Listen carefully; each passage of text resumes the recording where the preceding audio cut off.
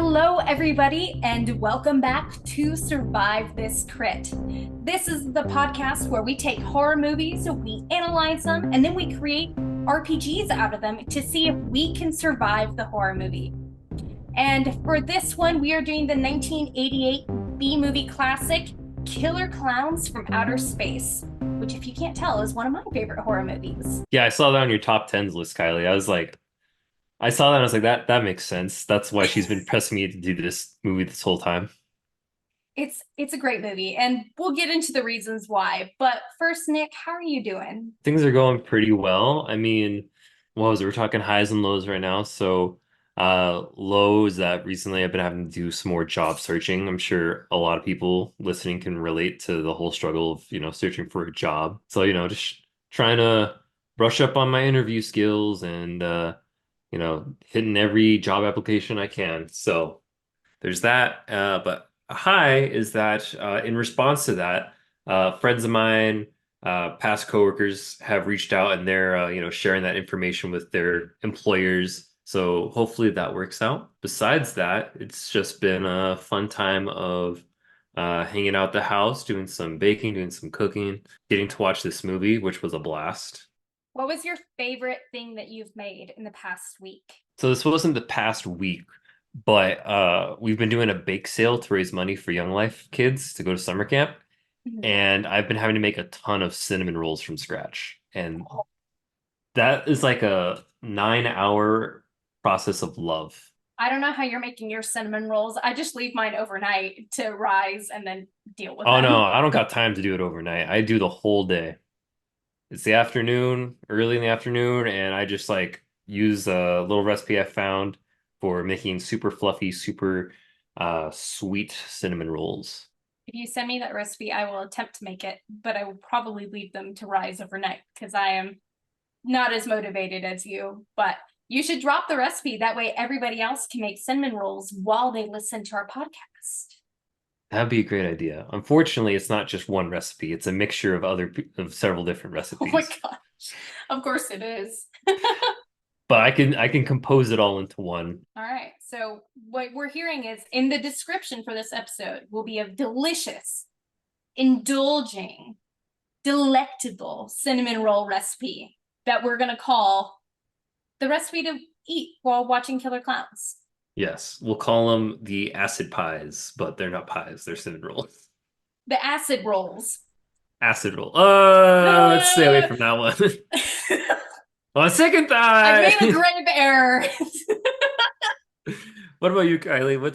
So what are your highs and lows? But my lows probably are we're still looking for a place, but we are applying for some sort of lease extension from where we are. So, as our audience knows by now, I'm still filming at the foot of my bed, but hopefully not for much longer. And my high is that I'm going to the Ren Fair on Sunday, and I haven't been in like 10 years, over 10 years, and I'm so excited. Joshua and I are dressing up. If we manage to take at least one good picture, I'll include it here. But we're gonna be pirates at the Ren Fair, and we're so excited. Really Oh my stoked. I haven't. gosh. My inner child is screaming right now. I'm really excited. Last time I actually went last year to the Run Fair. So much fun. Enjoyed walking around. I regretted that we were only there for a couple hours, but there was just a lot of people, and we definitely have to go back because I think I've been there once or twice since I've been married, and both times Kaya was working. You've gone by yourself both times. No, friends invited me, and I was like, my hands are tied. I was invited. I mean, if you guys were gonna be in California longer, you could come to the one out here with us. I'm just saying. I don't want to catch that California disease that's going around. That's fair. It is a disease. We're happily infected. Oh no. I was cured, but I don't want to recontract. All right. Well, now that we're out of our highs and lows, Nick, what have you been watching? So I just started. I think you'll enjoy this. It's another anime because you know me, I'm an anime nerd. I have the power of God and anime on my side! It's called The Grim Variations, which is Okay. a horror take on the classic Grimm's fairy tales, each with their own little twist. So I've gone through the first three episodes so far. They're kind of interesting. Some hit a lot better than others. I will say the first episode had me hooked. I literally, Kai and I were about to go to a party. I had a Mhm. little bit of time. So I turned an episode on while Kai was getting ready, and she comes in 5 minutes late. She's ready to go. I'm ready to go. And suddenly we just find ourselves hooked to the TV, completely entranced. We look at each other and we go, we're gonna be late to this party. That was a fun take on Cinderella. That was kind of interesting. Made you think for a little while. What's the title again for me and audiences to look it up? Because that sounds right up my alley. I'm not a huge fan of anime, but I do like Grimm's fairy tales. Anyone who says they're not a fan of anime just hasn't found the right one yet. I know this may be mine. This may be my anime. So it's on Netflix called The Grimm Variations. Grimm Variations. All right, got it. What have you been watching? We just finished two UK based shows. One was UK Disney and one was UK Netflix.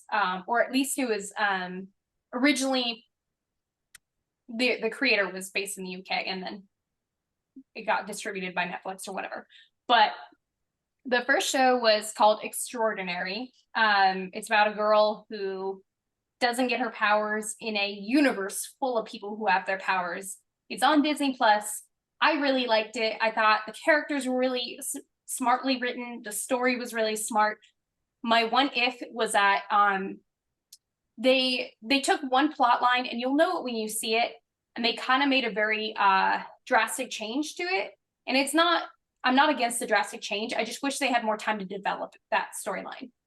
And then we watched Baby Reindeer on Netflix. We just finished that one, and it's based on a true story.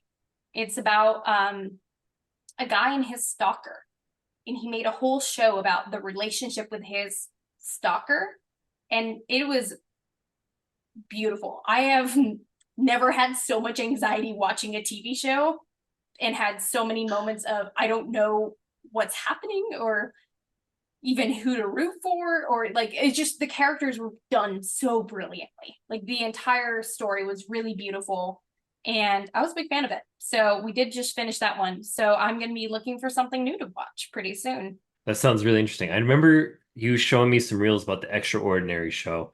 I definitely watch it. You said it's on Disney Plus right now? Yeah. Oh, in America, because I haven't like looked very Yeah, in closely at Disney America. Plus. It probably also would be on maybe on Hulu too, since they did their merger. I don't know for sure though.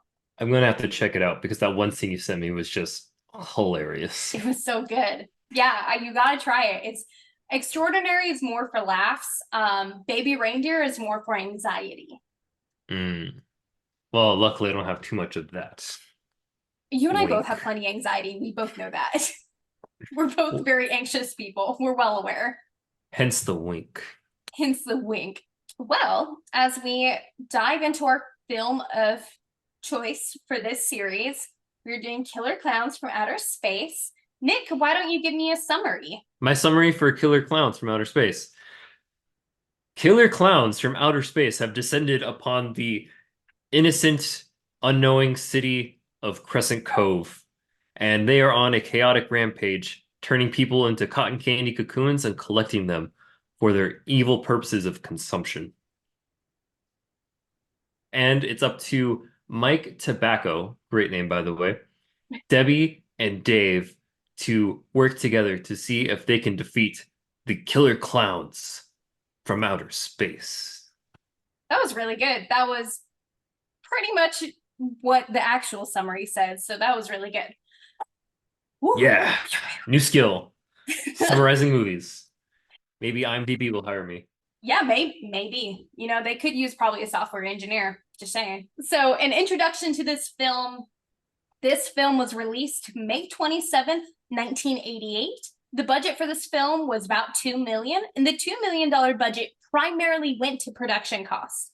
The clowns and the visual effects were created almost entirely by the filmmakers with very little cost. However, in the box office, the initial run only made like $350, but it made a huge comeback, and now it's considered a cult classic. But I'll talk more about cult classic films later on. This film was distributed by Trans World Entertainment, who made and distributed a bunch of stuff in the 80s that I pretty much never heard of. They eventually rebranded to be Caspin, a software and e-commerce company. This film was nominated for 2 Saturn Awards in 1990, Best Music by John Massari, more coming on him later, and Best Costumes by Darcy S. Olson. The film itself was created by the Chiodo Brothers. The Chiodo Brothers took their fear of clowns and made it into a work of art. The film was produced and written by all 3 brothers, Stephen, Charlie, and Edward. And the film itself was directed by Stephen Chiodo. The production design and the clown's designer was Charlie Chiodo. And Charlie also played Clownzilla, aka Jojo, the King Clown. So, Nick, can you guess what the Rotten Tomato score would be for audience versus tomato meter of this film? Okay, I did not look it up specifically for these reasons. So if we're talking audience score, I'm gonna say, okay, it probably got high ratings because it's a cult classic. I'm gonna put it at an 85. You're way off Higher? on this one. Do you want to guess Higher? the tomato meter? I'm not telling you higher or lower. You get one guess, bud. Okay, so tomato meter's the critics, right? Mhm. I'm gonna put the critic score much lower. I'm gonna say 35. Wow. Okay, so it's clear that Nick's personal biases clearly got in the way for this film. Personal The biases, audience- excuse me. I We know saw your with feelings. objective eyes on this film. The audience score for this film was 60%, and the tomato meter was 77%. What? I know. It doesn't make any sense. None of this movie does. So I guess that's on point. So if we're tracking this film in regards to modern audiences, Wait, the I'm sorry. millennials- I need a second. Oh my gosh. I'm trying to compute all the numbers. How could this be? Okay, I don't want to take up too much time. How can it be? No, you're good. Okay. I'll provide background music if you take a break. Sorry, you continue with what you were saying? So for this film, in regards to Letterboxd, as we all know, the millennials, the Gen Zers, they're very proud of their Letterboxd profiles, myself included. Make sure to follow my Letterboxd, otherwise I'll be sad. What do you think the rating for this film was? I don't Out even of follow 5. your Letterboxd. I know, it's kind of lame. I guess I should start doing that. It's mostly really unhinged, filtered opinions and observations that I make. Like, absolutely no filter while watching anything. As long as it's none of these, ooh, Tony Collette, mommy. Yeah, no, there's no mommies or daddies mentioned, that's for sure. Back on topic. What do you think that this film was rated out of 5 from Letterboxd users? I'm gonna say 4.2. Now remember that half these people are film snobs. So this got a 3.3. Oh, you're right. They got a 3.3, which is not bad for Letterboxd. I feel like that's kind of an average B movie horror rating. So like it's pretty standard. Wait. But you could say that the movie snobs would give it a high rating because it's always a point of pride to be like, oh yeah, well, I've seen this movie. And you know what? Here's my whole analytical opinion about why it's actually a good movie, even though everyone else hates it. Because that's the hipster thing to say. That's a good point. That's probably why it is a 3.3 instead of like a 3. Because Rotten Tomatoes is a 60%. So, Okay. you know, that would equate closer. So, a couple reviews from Letterboxd. One of them is Me at the Club. Hey, do you have the Killer Klowns from Outer Space theme song? From Letitia. My gosh. Which is fair. I played that theme quite a few times. I've listened to the whole score a lot today, if you can't tell. Just the first 30 seconds. I played it at a game night. It definitely creeps some people out. Killer Klowns. Oh, that's not the first part. The first 30 seconds are the horrible laughter. Oh, It's yeah. something I'll get into when we talk about the song. But anyway, Okay. what are more of the comments? The other 2 reviews were by Karst definitely should be on one of those 1001 movies you need to see before you die list. So Karst was a fan. And then Ethan gave it 2.5 stars. He said, would this movie benefit from a central protagonist and a cohesive plot? Yes. Would I change a thing about it? No. Cohesive plot. What are you talking about? The plot is simple. It's killer clowns from outer space. From outer space, committing genocide on the human race. Exactly. What more is there to know? What more do you want? It's simple. It's right there for you. Anyway. So, Nick, I think you have monster movie trivia for me? I do. Okay. So, Kylie, you know the rules. I'm going to ask you 10 questions. Our audience can follow along and see if they know more than you, or maybe less. Who knows? But you got 3 tries. Okay. After your third wrong answer, you instantly lose. Okay. So, you ready? Yeah, I'm not feeling very confident, but I'm ready. Okay. First question. What is the name of the dog in the movie? Oh, man. We used this name in the RPG. Come on, I lobbed it for you. Isn't it? I heard it twice. Bilbo. Honeyboo. It's 2 different syllables that both kind of start with B, right? No. Boo boo. Boobop. No, this is a slash for you. I'm sorry. Slash. The answer is Pooh or Pooh Bear. Dang it. Wow, Kylie. Really made a dummy out of you with that one. Okay. This one I'm certain you'll know. Okay. What is the name of the giant clown in the movie? Jojo. The Jojo? Clownzilla. Exactly. Okay. Who wrote the opening song in the movie? The Dickies. Good, good. Continuing on. Okay. What were the punks that were thrown into the holding cell caught drinking in the movie? This one I knew was the 3 for loop. Because I remember it's not something that's actually that bad. I would say so, yeah. It wasn't that bad. Can I just say it's a very vague form of alcohol or like sparkling Nope. water? Nope. No, what was it? Wine. Oh no, I should have known. They just didn't look like wine drinkers. Second slash. What are you talking about? They were goth kids. That makes the most sense to me. I'm like, of course they'd be. Yeah, because it looks like blood. What else would goth kids be drinking? They look like punk goth kids. If you say so. It's either wine or coffee. And they don't, you don't get arrested for coffee. Okay. Depends How how do you're you drinking it. Whiskeyed up? A little Irish style? Well, I just thought like trying to do something crazy with it, like snorting ground coffee or something crazy. What is wrong with you? I don't know. That sounds I'm terrible. not Kylie anymore. Okay. Next question. How do you defeat one of the clowns? You boop him on the nose. You kill his little cute nose. Fair enough. Yes, you have to pop the nose. It's like a balloon, but yeah, boop. Boop, Yeah. I will qualify. How do the Terenzi brothers survive the ice cream truck explosion? They hide in the truck because it's like a big metal truck. I'll give it to you. They hide in the freezer. But yes. Yeah, they're hidden in the truck. Okay.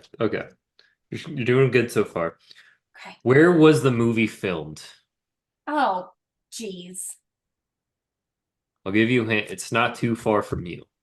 Oh, see, I would have gone a totally different direction because I know the Chiodo Brothers are from the East Coast. So, was it filmed somewhere in LA, like LA proper? I'm not that good at geography, so I won't be able to say for certain, and I don't want to give you a false hint. Okay. Well, okay, LA County. Again, I don't want to give you a false Just tell me, and then I can verify if that's true.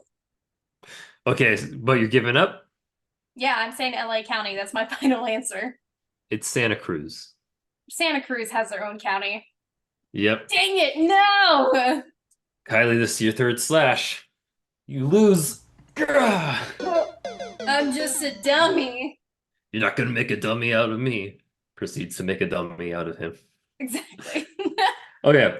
For the anyone who might still be in the game though, last few questions. What is the name of the town in the movie?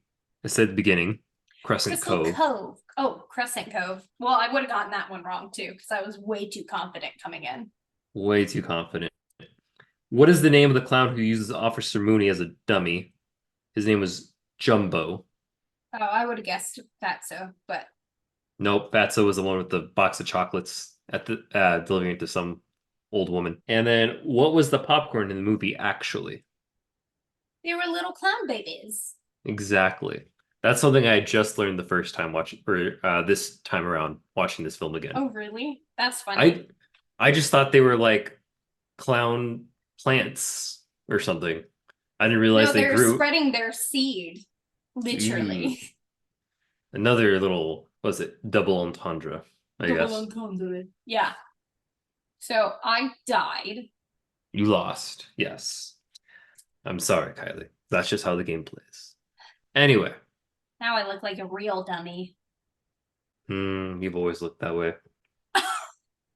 Oh, you up? You know that. All right, Kylie. So, time to talk about our thoughts and opinions on the movie. Why don't you kick us off? Well, I think it's pretty obvious. I am a big fan of this movie. It's so campy and it's really fun and it has parts that are actually horrifying. I think one thing that I love about this movie is that the clowns are actually very visually terrifying, but as characters, they're so intriguing that you want to know more about them. And as I was watching it with Joshua, he actually, the very first scene when Pooh Bear and the old man are walking toward the tent, Joshua goes, "This is literally out of a nightmare." And we realized that a lot of the horrifying moments are stuff that look like it would be out of nightmares. I will say, too, I love the music. I think that it's beautifully done. It's fun. It's a little kooky, and I think it fits very on theme. It's kind of the opposite of Dawn of the Dead. Like where Dawn of the Dead, the music stood out because it wasn't quite on theme, but it was still interesting to listen to. But for this one, the music is very much on theme, and it only enhances the characters and the story. And I think it makes the clowns more enjoyable to watch, and it makes the main characters, who the human characters I honestly kind of thought were boring, at least compared to the clowns, just because it's hard to compete with a killer clown. I mean, if you're a human actor doing your best, like you're not going to be able to compete with a human clown, a killer clown. So No.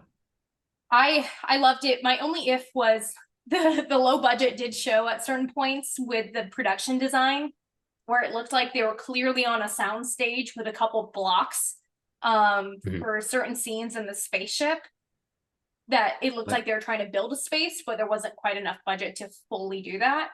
But outside of that, I still love this movie. I think it's silly and fun and a little scary, but scary in the type of way that I'm going to be able to sleep, not in the type of the way that I'm going to get nightmares. So, Well, since you talked about the low budget, I was going to ask you, did you happen to notice? I didn't notice this, but I found it out later on.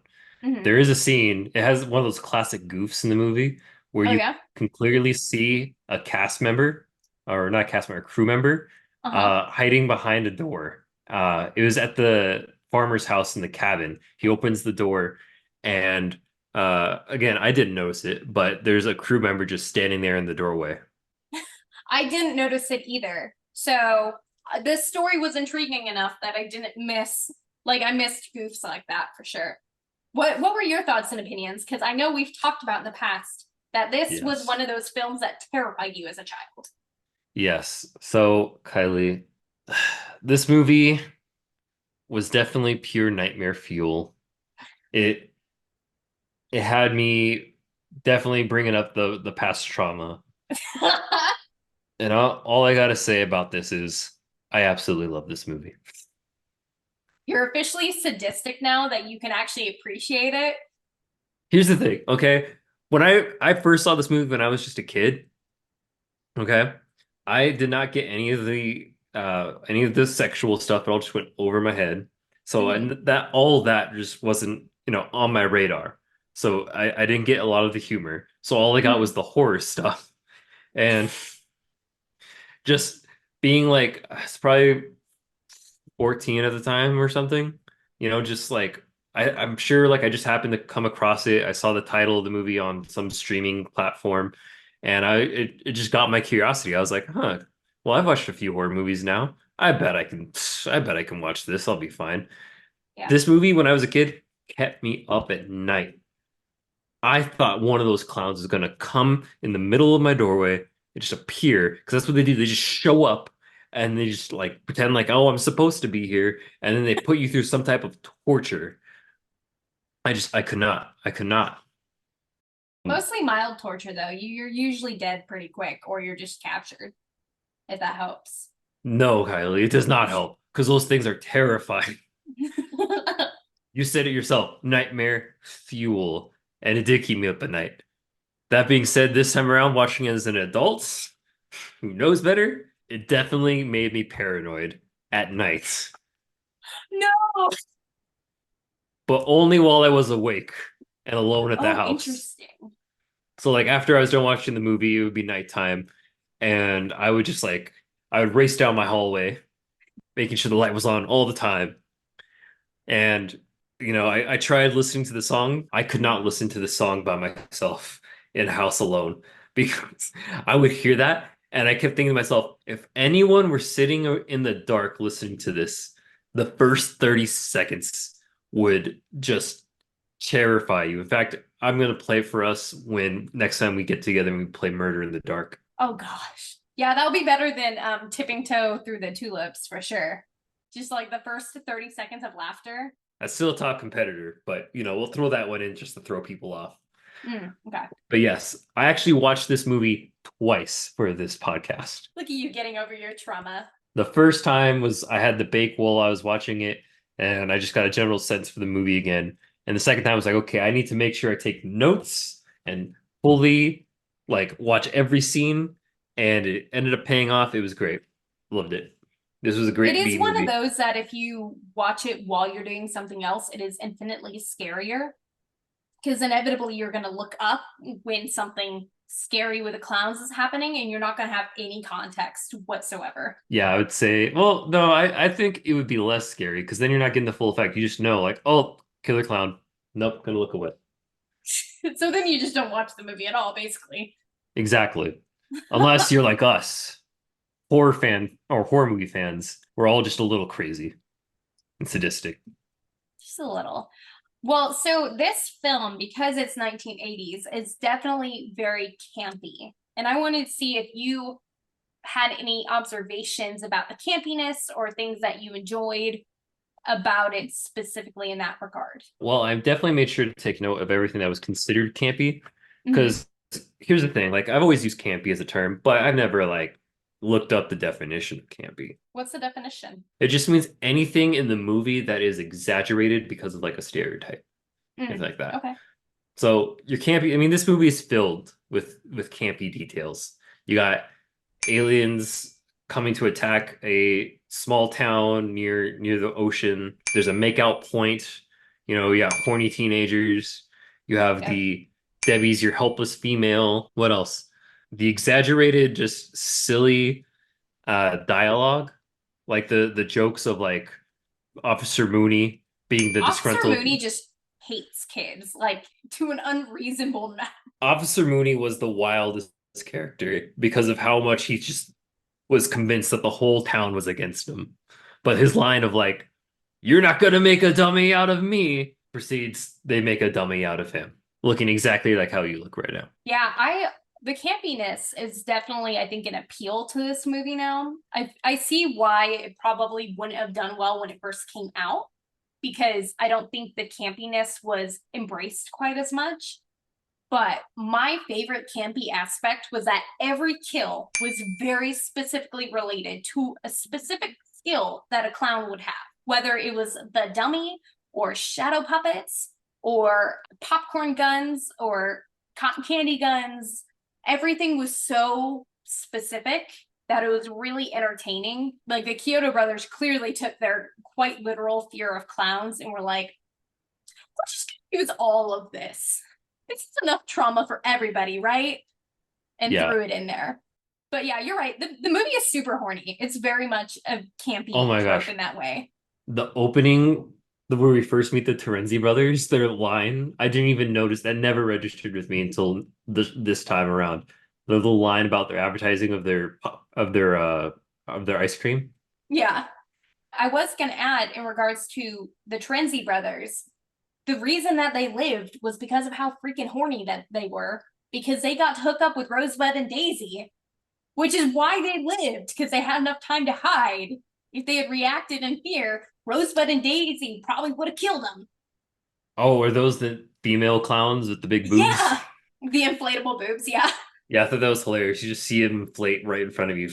And then next time you see them, they're just covered in kiss marks everywhere. Yeah, it was so good. I loved that aspect of the campiness. Now, I think it is important to talk about the two main dudes who are fighting over our damsel in distress. Mm-hmm. Dave and Mike. What is your hot take? Because it's clear that one of them is a third wheel. Yes, one of them is. And, we before this episode, we came in, we selected sides for each other. So, you know that I am forced to be Team Mike. But in reality, actually, you know what? No. Scratch that. I am Team Mike. Never mind. I'm not going to give you the satisfaction. I was about to give you a little devil's advocate. I say no. Team Mike all the way. Okay, do you have evidence to back that up? Yes, I do. First off, Dave is a jealous creep, okay? First Fair. off, he's constantly making Mike sit in the back of the car, even when Debbie's not around, okay? That's also fair. Calls Debbie honey, even though she establishes that they are clearly broken up. And he even kisses Debbie, which, why would you do that, sir? And then just his cold-hearted line, his absolute roast of Mike, when he goes and looks at Mike and says, must prefer laughs over stability. But you know what? Laughs will get you far in a relationship, sir. Maybe you should try it once in a while. Interesting. You know what? I am Team Dave all the way. And I respect what you said, but you're wrong. So Mike doesn't do a whole lot in this. He kind of just constantly brings people into danger, including Debbie. And I get it. Dave gives off the vibe of like mildly obsessed ex-boyfriend who's, I can't tell quite how old they both are. There may be an age gap there, but Dave actually gets the job done and he saves the town, nay, the world. Dave is a world saver. And Debbie hugs Dave, realizing that he saved her.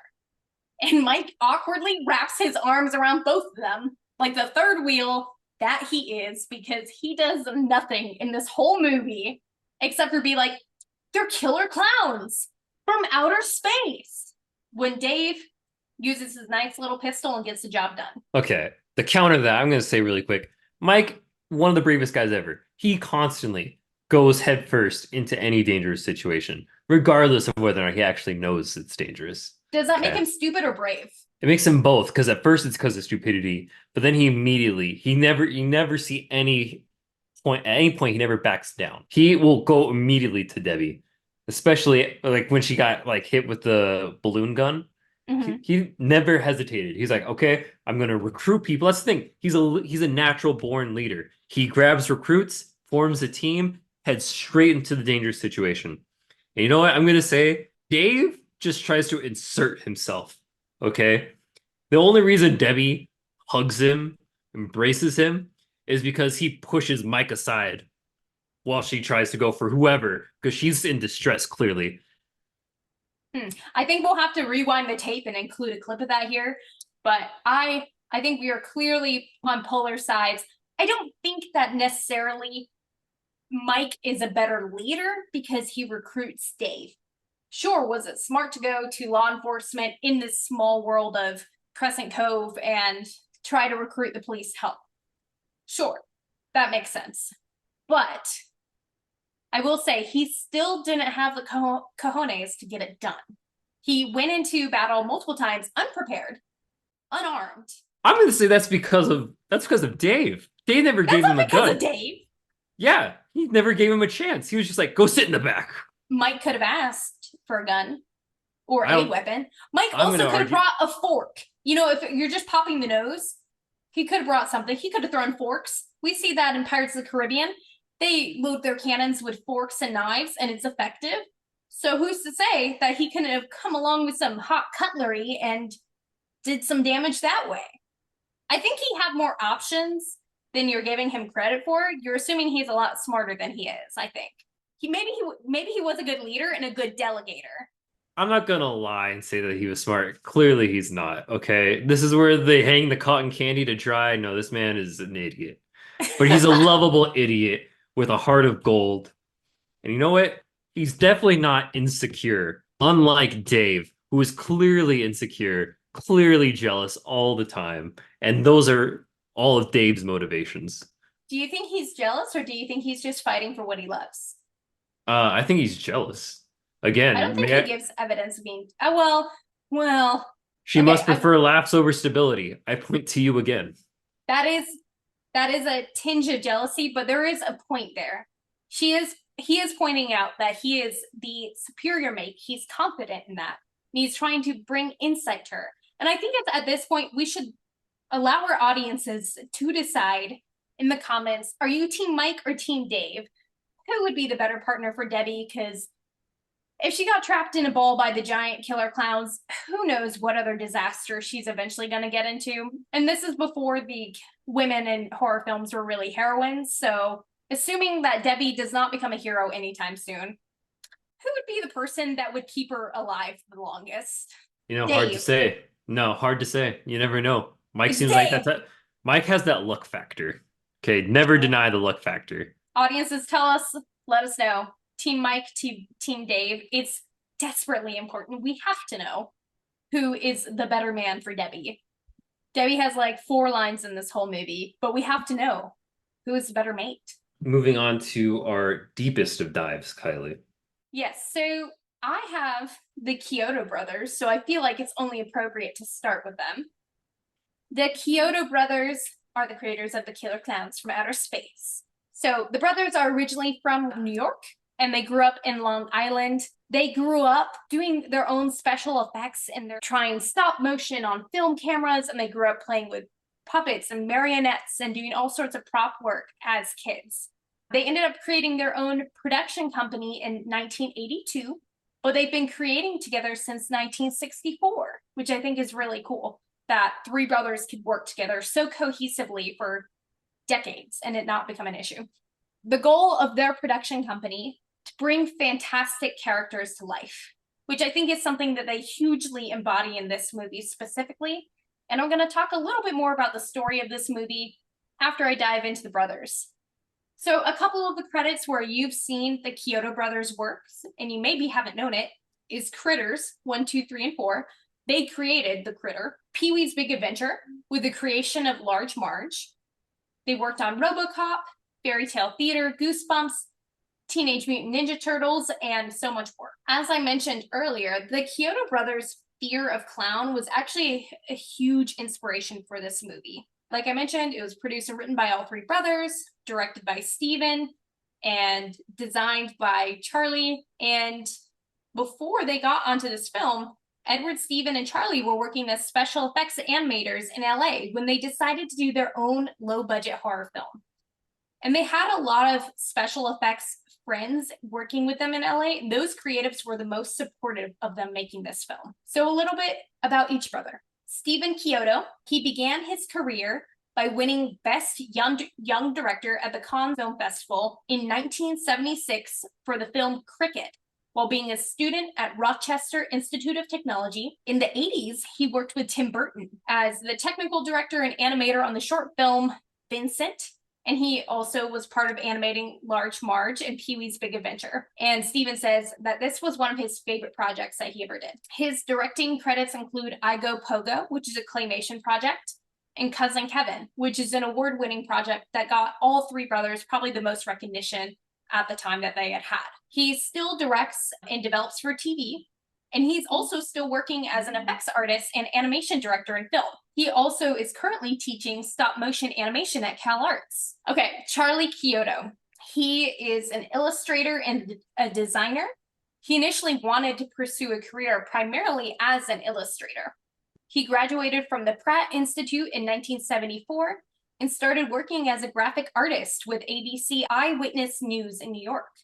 In 1980, he left to work in Virginia, my old stomping grounds, as a production designer for Igo Pogo. His career has primarily been designing creatures and props and miniatures, including creating the world for Cousin Kevin. Charlie now develops original Chiodo Brother properties and characters that continue to spark a childlike sense of wonder in himself and audiences. And Edward Chiodo, he's the youngest brother and the head of corporate affairs for their production company. He graduated from Hofstra University on Long Island, where he studied film and communication. He worked in coordination and oversaw various aspects of production in New York and LA. And now a little bit more about the film itself. So all three brothers came together, one with the skills of directing, one with the skills of production design, one with the skills of coordination. And they all came together to create something beautiful. And they all overlap on those skills. Synergy. And optimization. So they took a lot of inspiration for this film. They were inspired specifically by the Forbidden Planet. The power chamber in the Killer Klowns ship is a direct reference to the chamber set in the Forbidden Planet. The cotton candy cocoons are a subconscious reference to Invasion of the Body Snatchers. Even Looney Tunes was a point of inspiration. And for this film, they ended up hiring a ton of their friends to work on the film. And I saw a couple clips of the directing that Steven was doing, and it sounded like just a lot of fun. Like, they were obviously trying to get it right, but they were having a lot of fun with it. So a lot of those actors, including the Trenzi brothers and Mike, were all friends of theirs. Now, a little bit more about the story. The film concept was created by Steven, who, as a creative exercise, imagined the scariest thing that he could, which was a clown driving alongside him on a mountain road. This contrasted with the notion that something beloved and friendly that brings joy is also there to kill you. So they wanted to play that comedy and contrast. And they ended up just playing more with crazy ideas that relate to the clown universe, like balloon dogs, and seeing how they could incorporate them into the story. They played the notion, too, with the backstory that the clowns had visited Earth before, and that's where Earth clowns come from. You know, the normal people that dress up like clowns. So this film originally had a really ambitious climax of the four residents banding together and storming the ship on a rescue mission, but they didn't actually have the budget to make that happen. Another inspiration of theirs, though, was Wes Craven, of all people, in Nightmare on Elm Street when it came to kills, because they wanted to avoid anything that a regular clown maniac would do. So they focused more on stylized dream kills, where anything in the imagination or in the dream could kill you. So that's where, like, the shadow puppets come into play, or the cotton candy. It's things that are so bizarre that they don't seem like they could happen in this reality. Well, I'm gonna say that's like the scariest part of it. It's Toon Force. I agree. It's much scarier seeing it happen that way. So in the original opening of the film as well, it was supposed to be with two people making out, and a guy shoves his date out of the car and drives off. As he's driving, he sees a clown driving next to him in the car, and the next part was supposed to be a lot more climactic when the car goes off the bridge, because that was supposed to be a part of it, but it was supposed to, like, vault off the bridge, and it didn't because of the sandbags that were supposed to hold it. I'm going to take a wild shot in the dark and say we probably saw the same documentary, because I know exactly what you're talking about. They talked about that specific scene. Little addition to that I think you'll enjoy if you didn't pay attention to it was, you know, throughout the whole movie, Mike is mentioning some guy called Joe Lombardo, and we never meet Joe Lombardo. Yeah. I'm wondering, who's Joe Lombardo? Who's Joe Lombardo? It was that guy. It was that guy in the car. Oh, He's Joe Lombardo. That's crazy. He was supposed to be the first kill in the entire movie, and they decided not to go with it. That was something I thought was interesting. That's insane. So the ending, one of the original endings, was supposed to be a much more funhouse experience the deeper they got into the spaceship. The climax was supposed to be this rotating turntable where heroes are in the center. And this is a direct quote from their Yahoo Entertainment interview. the climax was this rotating turntable where heroes are at the center of the turntable spinning faster and faster, and along the perimeter you have all these clowns with these horrible weapons, and as it goes faster and faster they're on the peril being spun off into this clown death. And I'm glad that they didn't do that ending, because I feel like horror comedies do better when they end with a happy ending of some sort, but it would have been kind of fun to see something like that happen and it'd be a really dark ending. But the reason they didn't do that is like they just didn't have the budget for it. They were trying to do a lot, and they also were trying to use other aspects of production like puppetry and maybe even stop motion, and they just couldn't do it with the budget that they had. So they've talked about in the future trying to do a trilogy with a story, and maybe doing an 8 to 10 episodes that would allow audiences to know what actually happened to the characters and to look to the future for when this invasion would inevitably happen again. I'm gonna veto that. I'm gonna say a hard no. The You thing don't that want a will sequel? No. I mean, yes, of course I have questions, but I think the worst thing you could ever do is try and make a franchise out of it. I think disagree. I think that's gonna spoil the treasure that is this movie that is just by itself, its own independent thing. I disagree, because I think I would watch a full series of them exploring the clowns more specifically, or focusing on a really strong protagonist and their relationship with the clowns. Like a clown that, like a human that is hostage on a clown ship, what would that actually look like if they're flying through space? I think they could have had, I think this story could go places because the clowns themselves are interesting enough that it would bring audiences back in. Yeah, but what if they don't capture the same mood and element that is? I think they would. Here's the thing. I think they This still movie, part of the appeal of this movie is that it knows it's not, the one of the best movies out there. It's in its own way self-aware without being too overt about it. And That's a if fair they make argument. if they make a sequel, they're probably not going to capture that same lightning in the bottle. You know what I mean? That's what I'm thinking. That's why I don't think they should do a sequel to this movie. All right. Well, that's fair. And I mean, that's all I have on the Chiodo Brothers for now, but I would love to hear what you have coming up on maybe the creation of the clowns, because I'm dying to know. Yeah, so I was charged this time around with doing special effects, which You volunteered for it. fair enough. I volunteered for it. I was most intrigued about how did they end up creating these absolutely terrifying monsters that live in our nightmares. I scoured the internet looking for the direct answer. I could never find any direct answer. The best I came up with was there were some pictures posted, and I have one of the links on our sources here that shows the actual masks for the clowns themselves, showing off how they have aged over time, just lying in a studio somewhere. And looking at it, you can clearly tell the masks are made of latex and yellow package foam. There is a chance maybe some clay is involved. I saw that in a separate person's own YouTube video for how to make a killer clown mask, but that might not be what they did. It might just all be latex and yellow packing foam. So you're saying it's all practical effects, so. Oh yeah, no, exactly. That's what makes this movie great too, is the fact that it's just all practical effects. The clowns themselves, like I said, were made with masks and styrofoam, and they just had big old suits where guys that clearly aren't actually 7 feet tall just kind of hid in the bodies of the suits and moved things around. And then the movement of the mouths sometimes were just practical effects, cutting different angles and frames in a certain way. But beyond that, we had the balloon cocoons. That's another good special effect. What made it unique was, again, no CGI. So they created the effect of a balloon suddenly appearing where the person was by doing a cross dissolve. So you would get in one scene just a frame of the person sitting there. Then they would pause, stop, put the ball, move the person, and then continue filming.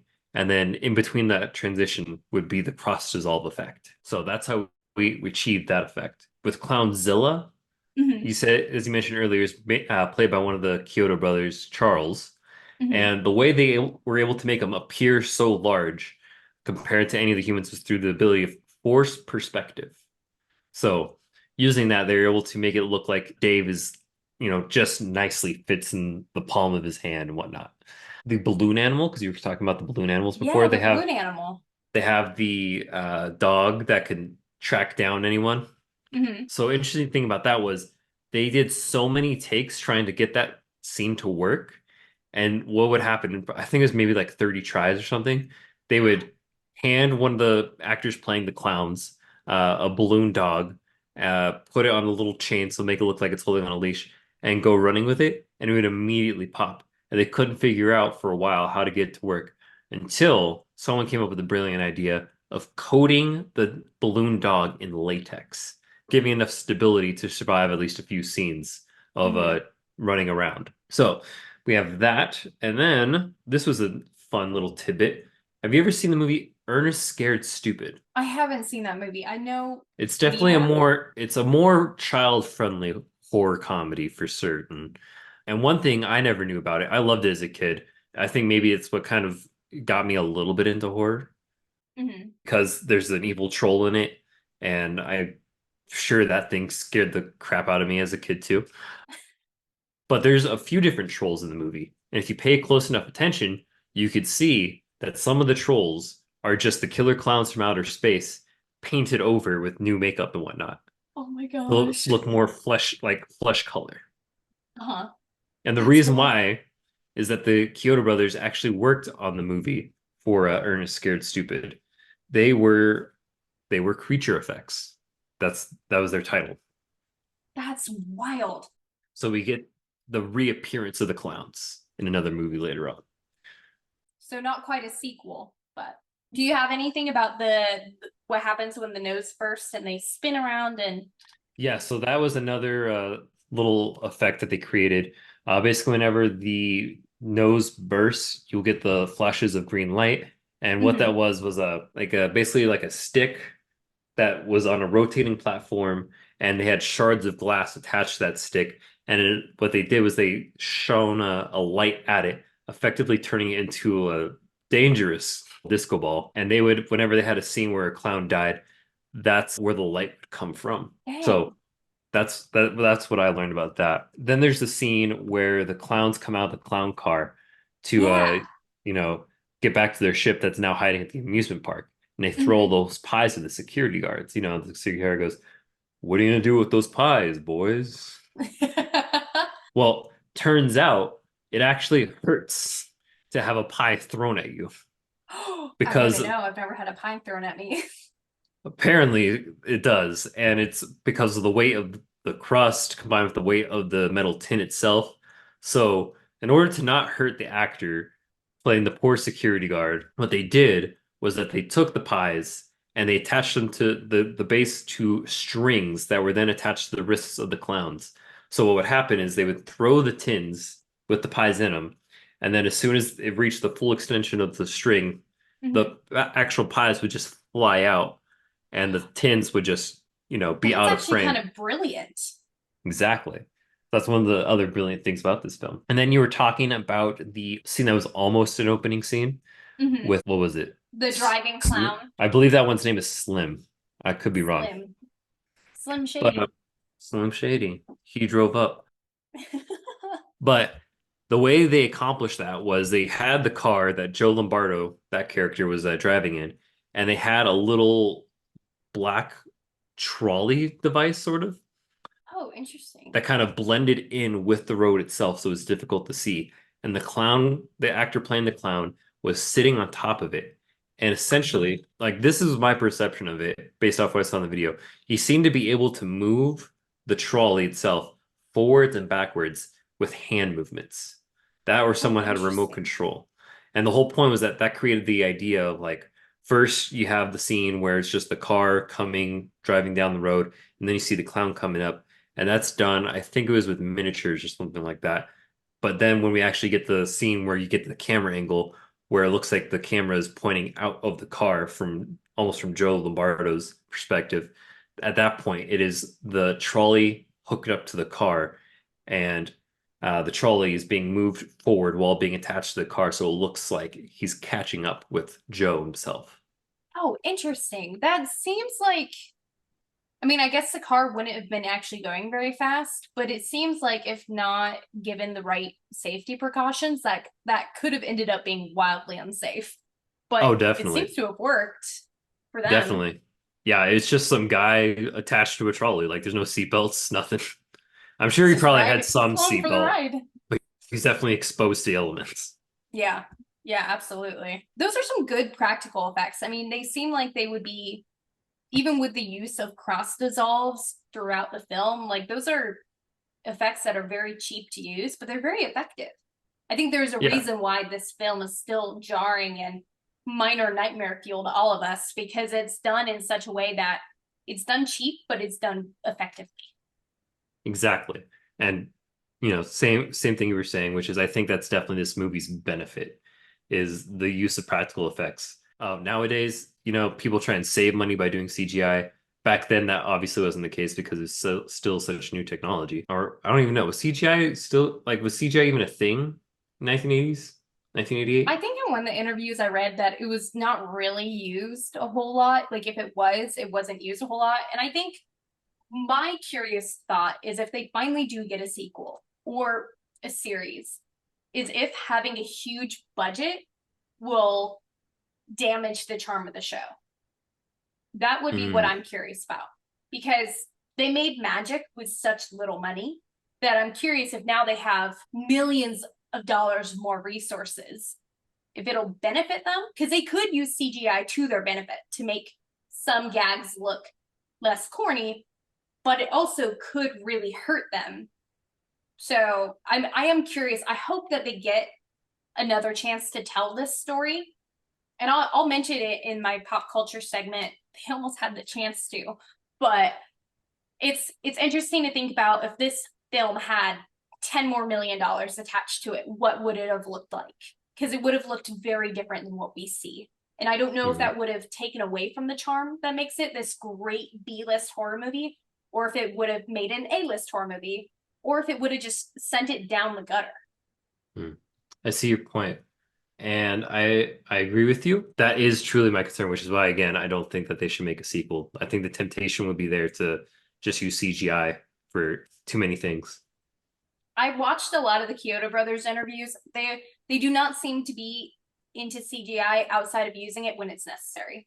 Because there are Mm, aspects of it that can be used for good, but they are designers at heart. They grew up designing claymation and stop motion and miniatures and production designing. So I don't think even if they had more resources that they would go to the automatic notion of CGI unless it was to truly benefit the story. But they're designers at heart. So I think they would actually want to design and want to create from the get go. that's good to hear. That's my hot take. I didn't mean to sidetrack you. I just, No, no, you're all that was good. some really good stuff that you had on special effects, and I was genuinely curious. Another thing that I loved about this movie was music. And the music was composed by the classical composer who's known for his contemporary music love, and he's known for creating this unique taste in all of his music, John Massari. Now, I think we can all agree that the score, like I mentioned earlier, it's stellar, it's thematic, it's quirky, it's fun, it's haunting, and it's even a little mischievous. And that being said, I'm not going to talk more about him because he's actually going to be our guest in our next episode in 2 weeks. On June 21st, John Massari is going to be our guest. So please stay tuned for that. I'm going to be interviewing him, and I'm really excited. We're going to talk all things music. We're going to talk Killer Klowns. We're going to talk composing. So make sure to subscribe, share the episode with a friend, especially a friend who loves horror or loves music. It's definitely going to be an interview that you do not want to miss. And that being said, there's also other great music done by the Dickies. And I think, Nick, you have some information on them. Oh boy. Oh boy.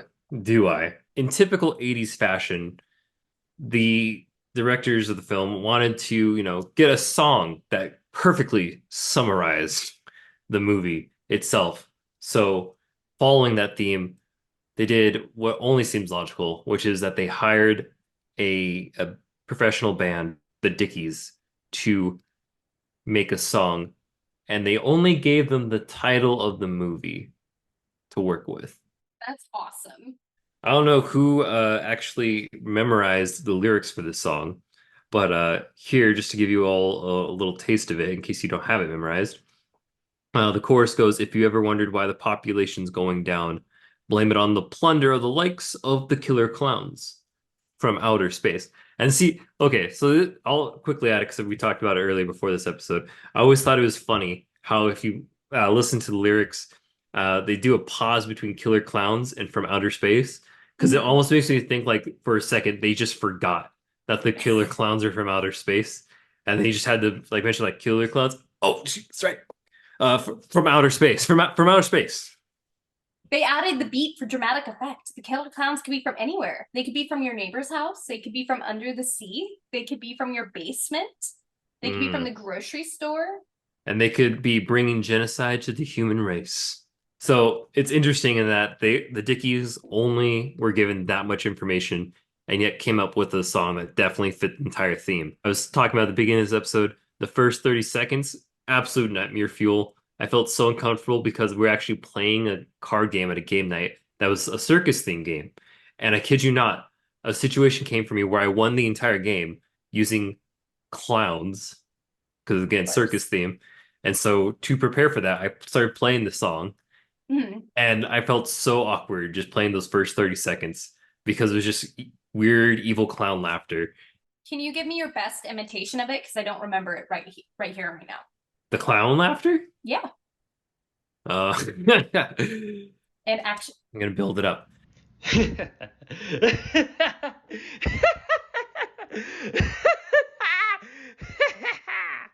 The reason why the Dickies were picked, and they picked the Dickies also because they had previously released albums that were other homages to other past horror films. Those albums were The Incredible Shrinking Dickies and Dawn of the Dickies.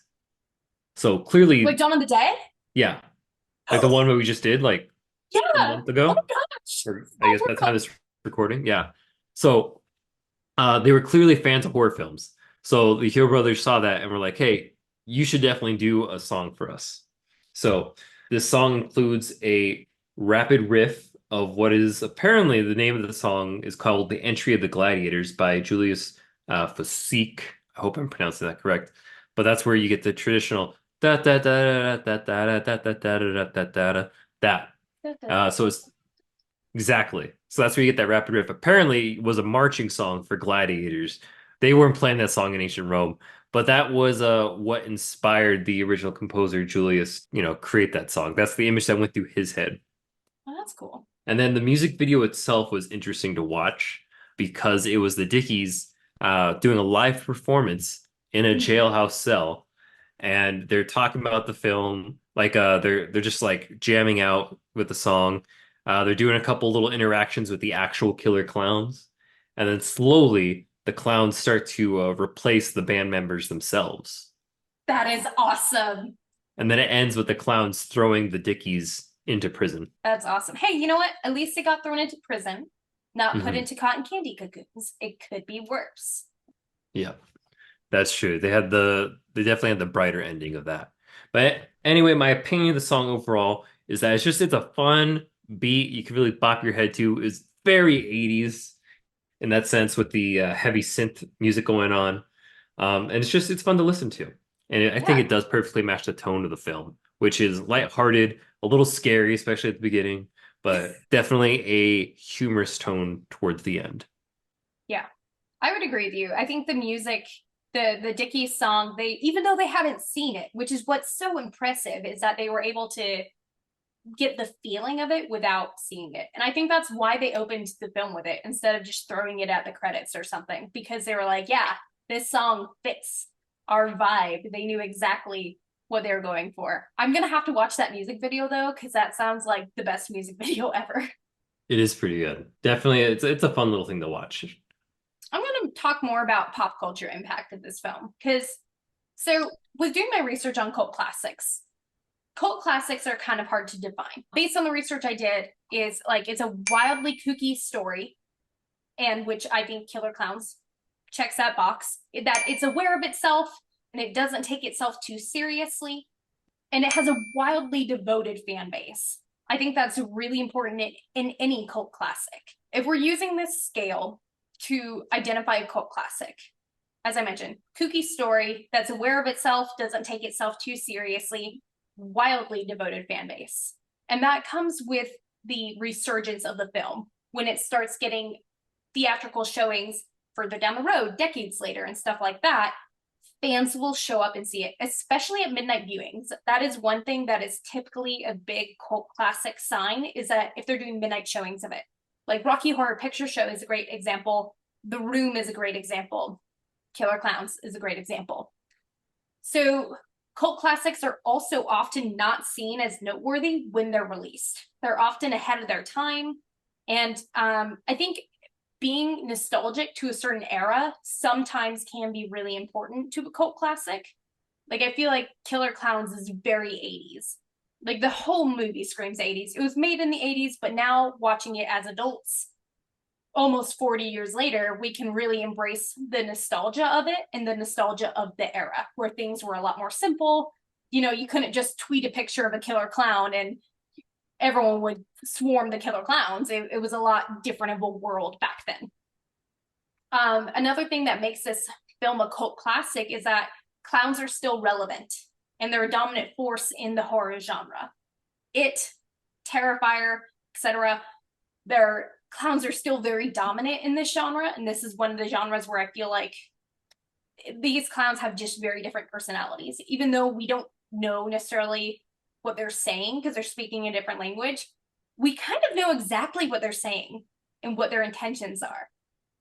Oh yeah, well, through like body movements and things like that, right? Yeah, through body language or their way that they whistle or giggle, that all means something. For this film in particular, when it started becoming popular again was around 2005.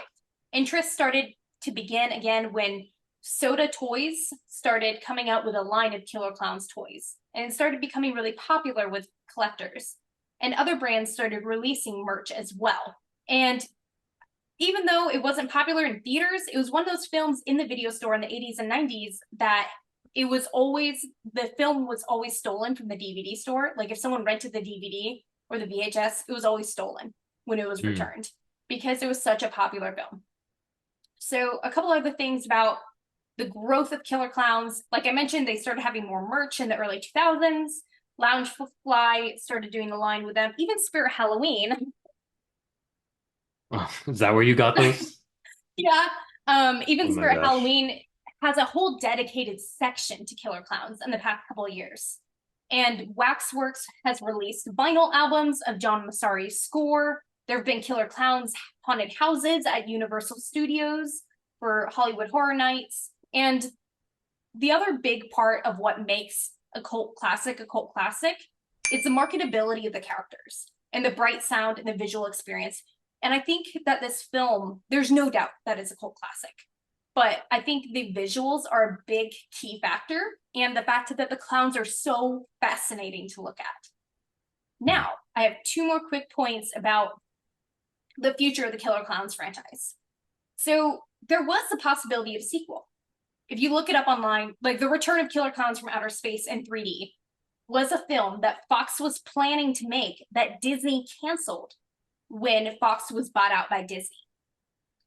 And the brothers have actually talked, like I mentioned earlier, about making a trilogy or a limited series that focuses more on the characters and the world of the clowns, like visiting the planet or something like that.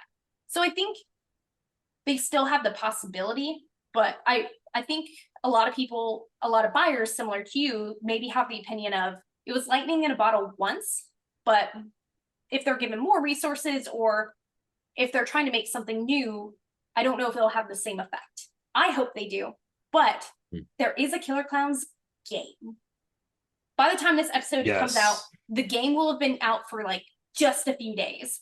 The Twitter feed looks like they're creating this whole immersive Killer Klowns world where I think you can play both as a clown and as a survivor. And I can be clown? It looks like you can be both, but it's a multiplayer game. So if you want to support the Chiodo Brothers, if you want to support John Massari, who also did some scoring on this, and you want to support the Killer Klowns universe, definitely get hyped about the game.